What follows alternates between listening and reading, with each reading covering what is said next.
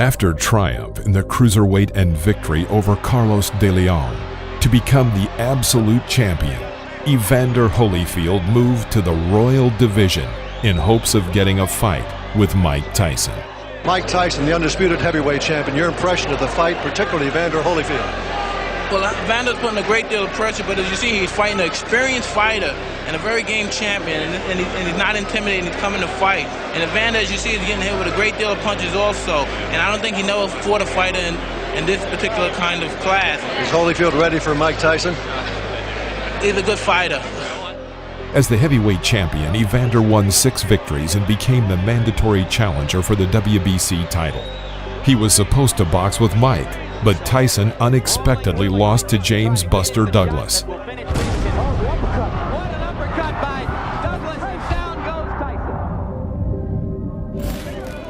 In October 1990, Holyfield quickly and easily defeated Douglas by a knockout in the 3rd round, with a great right back-to-back. It is worth noting that James was in terrible physical shape and was completely unprepared for the battle.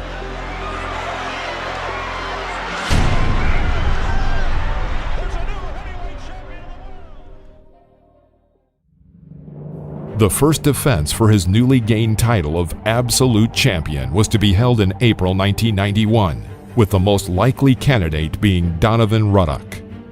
However, Evander's team chose a more lucrative option, a duel with the legendary George Foreman. Big George returned to the business 10 years after completing his career in 1987. Since then, he had 24 successful fights, gradually picking up his ratings and shaking off the rust, which formed in 10 years outside the ring. George was already 42 years old, and many experts were very skeptical of his chances in battle against the best heavyweights of the planet. Not even the confident Foreman victories over Jerry Cooney, Dwight Cabby, and Bert Cooper dispelled their doubts. George didn't always enter a fight in good shape. During his time outside the ring, he had gained weight, and now it was a huge problem to bring himself back to his old physical condition. But he used his shortcomings and turned them into advantages. His team became more selective and rational in their actions. I'm just a big old baby boomer, and I'm gonna load a boom on that baby. Evander Holyfield. George Foreman. Mr. Foreman, if you think you're gonna beat me, you off your rocker. Evander Holyfield. I'm gonna be the next heavyweight champion of the world. It's my destiny. Nobody can stop me. I'm not the best fighter in the world, but I've got something every fighter needs, that 3rd punch. If I throw and miss you with my left, boom, and miss you with my right, boom, and I'll belly bump you. On April 19, 1991, in Atlantic City, the long-awaited duel took place. Experience against youth. Holyfield's record was flawless. 25 wins, 21 by knockout, with no defeats at all. But George's record looked no less daunting. 69 wins, and 65 of them by knockout. Just 2 losses.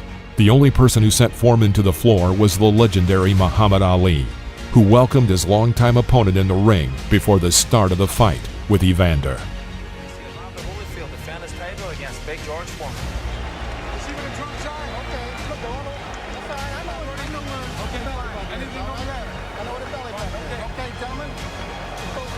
Pre-fight instructions in the dressing room. I expect a clean break at all times. Good luck to both of you. Let's touch gloves.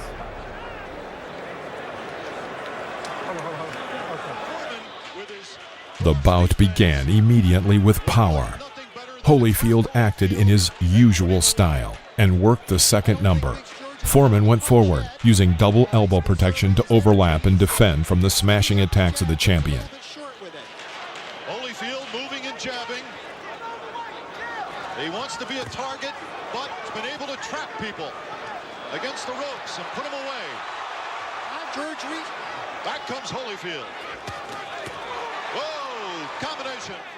Evander tried not to allow George to fall with his left hand, because if this happened, then his jackhammer right would immediately follow. Tried to follow up. A clubbing overhand right. The crowd is very excited. Good left by George. Holyfield still has some bounce in his legs, but a few more right hands like that might take it out. Several times, Holyfield felt George's heavy blows and tried to protect himself as much as possible from this right straight. He used biases and dives in both directions, not allowing Foreman to feel for the target with his left hand. Holyfield has staggered Foreman. He's got him going with 10 seconds left in round 3. Evander's alternated, and that's exactly what Evander's doing. And landing big right hands like that one. George looks like he's a little bit shaky. While at the same time, punching quick combinations. In general, up to the 7th round, the champion was more accurate and was winning on the judges' cards. Foreman had only one chance to hit, since it was difficult to outbox his more mobile opponent. Evander Holyfield is obviously bothered. But he countered with it. That was 3 left hooks in a row, and Holyfield did seem to be jarred.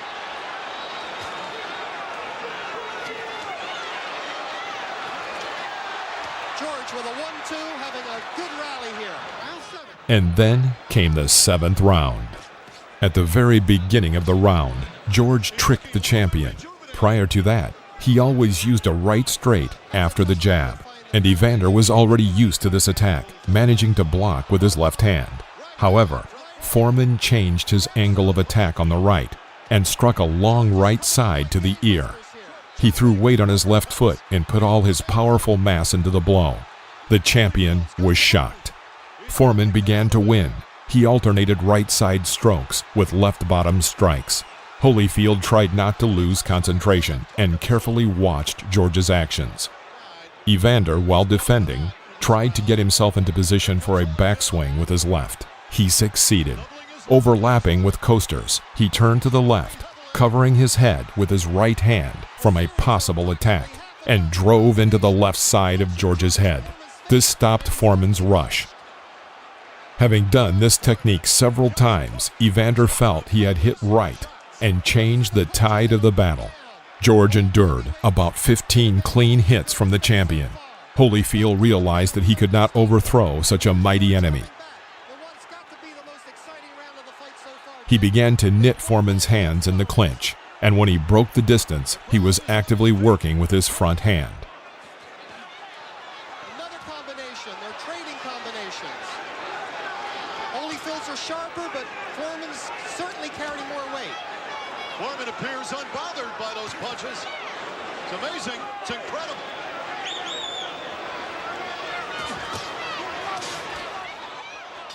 The crazy round had to come to an end.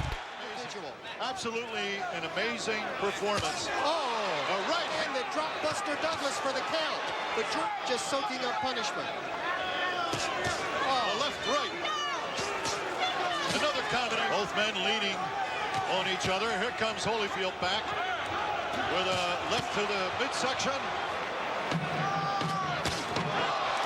Holyfield with a combination. Foreman is staggered. George Foreman is staggered. He's in trouble. Holyfield pours it on.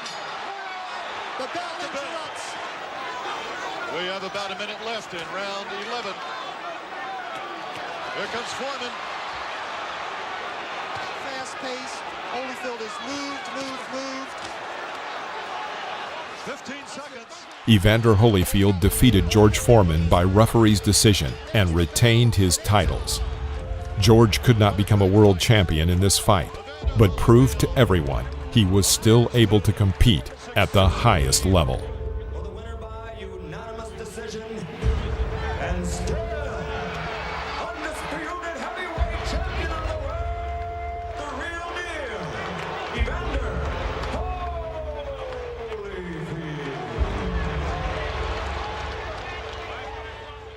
3 years later, Foreman knocked out Michael Moorer and became the world's oldest heavyweight champion.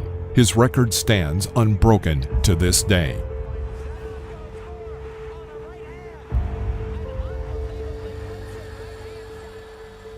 In my entire career, no one beat me as much as George Foreman in 1991, said Evander Holyfield many years after this memorable battle. If you like a video, press the like button and subscribe to the channel so you won't miss out on any new videos. Until next time.